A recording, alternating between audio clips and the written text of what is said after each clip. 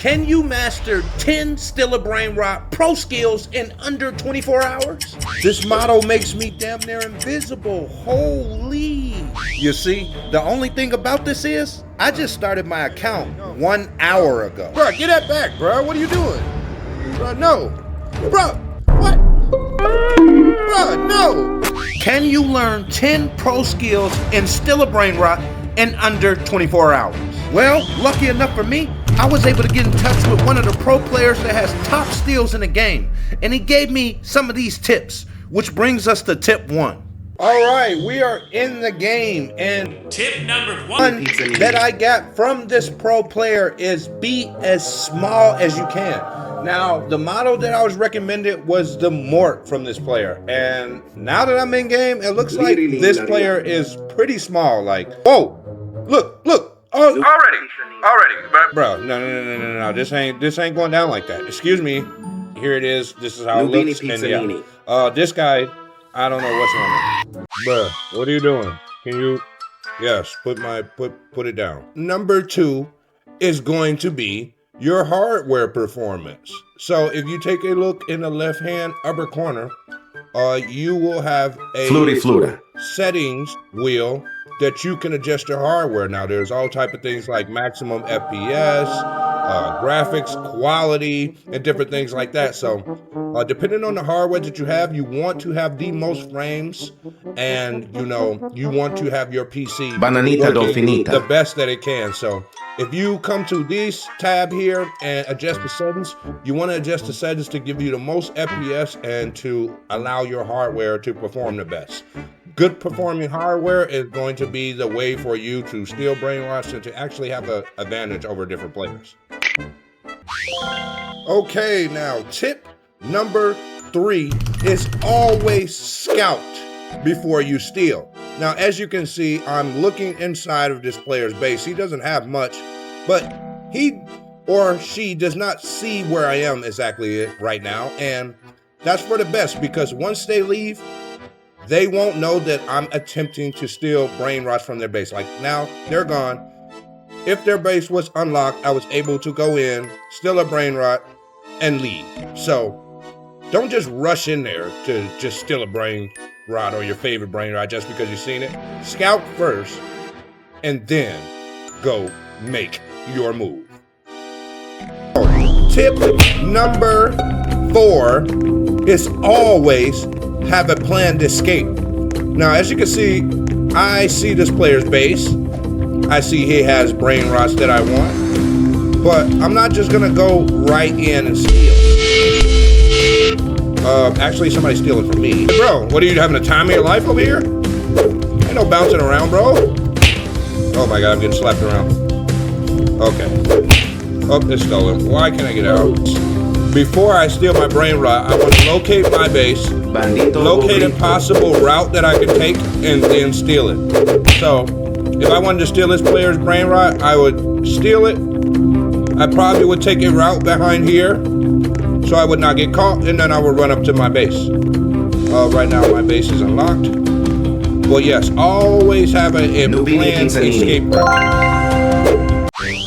So guys, as you can see, we are on to tip number 5, which is stay unpredictable. Now, what I mean by stay unpredictable is if I see someone's base and I've just tried to rob it and I just ran straight directly to it, like a straight line from my base to their base. If I go to steal from them again, they're going to be expecting me to come straight from my base to their base. But if we wanted to be unpredictable, we would take a different route. So instead of running straight from my base in a straight line directly to the person's base that I'm trying to steal from, I would take a different route. Now, as you can see, I'm taking a back route. I like these routes back here a lot with a small model because it is very hard to see you. So being unpredictable would be taking a route from behind or from the side. So as you can see, nobody sees me. I am completely unpredictable, and if this person's base was to open up at any time, like now, I can go inside, steal me a brainrot, like I just did, plan my escape. Oh, this guy sees I've stolen from him.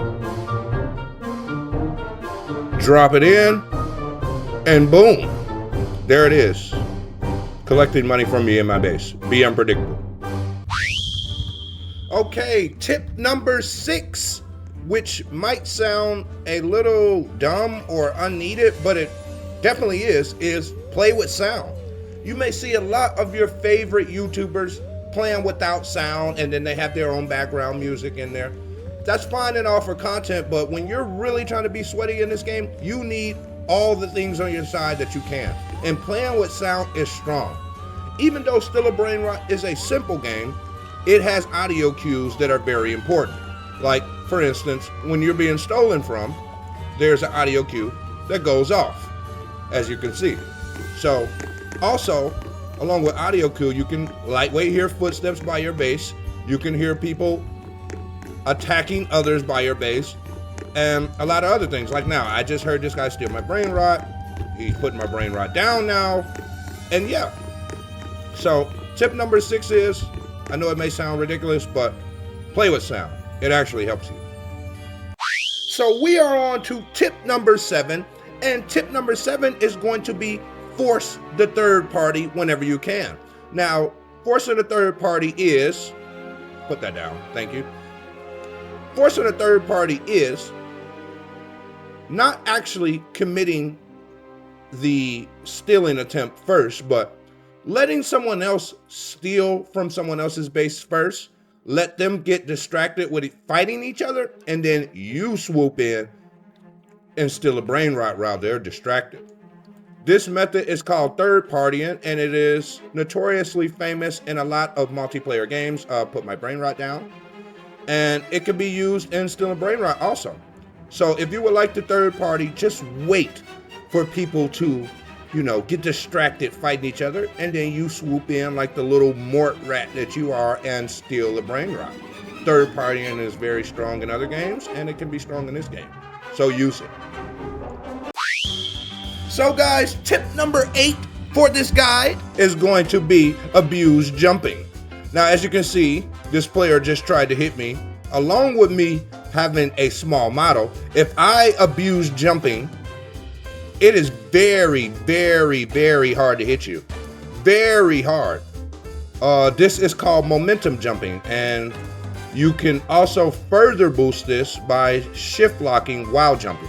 So if you are jumping, shift locking, and just staying mobile, it is very, very, very hard to hit you with melee weapons. As you can see, this player just hit me because I ran straight in front of them. But other than that, it is almost damn near impossible to hit you. Like now, I'm going to try to just battle this person in their base.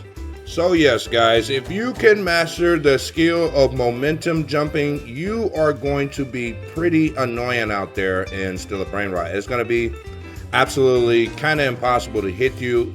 That mixed with a small model and shift lock spamming, yes, this skill is actually broken. So in this game, high ground is not just a flex, it's also an advantage. Using the high ground to your advantage in this game is actually peak. So, say in a situation where there is a full server and there's just a lot of chaos. If you have the vertical advantage, say you're on top of your base, you are able to see all the chaos underneath. That's including things like people's bases opening up, different people that are at a disadvantage, people that are trying to steal your base. There's a lot of things that you can scope out and actually use to your advantage by just having the high ground. So next time you're out there, try to just abuse the high ground one time. Jump on top of your base, try to get some form of height, and just watch what players are doing. Who knows? You might actually come out with a very, very lucrative Brainrot from this skill. Try it out. Okay guys, so our last tip or skill is not even really a skill at all. It's more like a personal management type of thing, if you get what I'm saying. And that's don't be toxic. This game, Steal A Brainrot, can 100% be very, very toxic. But you, as the player, can change that. Right now, somebody's stealing my Brainrot. Instead of just, being a jerk about it, after I hit them, I could just say, GG. And that goes a long way. There's a lot of times where I could have been toxic in this game. And there's a lot of times that, I was not toxic and it actually helped me out. I made friends. I made a partner that we were, helping each other steal from other people's bases and, protecting each other's bases. So just not being toxic in this game could help you out. You could make friends. You could potentially not have enemies steal from your base. Who knows? You could actually be helped out, given donations or anything. So not being toxic and being a good player in this game might actually be a skill if you think about it. So guys, that is the end of the video of our top 10 pro skills in Steal A Brainrot in under 24 hours. I hope you guys enjoyed the video, and I hope you guys use some of these skills to your advantage to earn absolute trillions out there in Steal A Brainrot. I'm Lt.Slayer. Peace.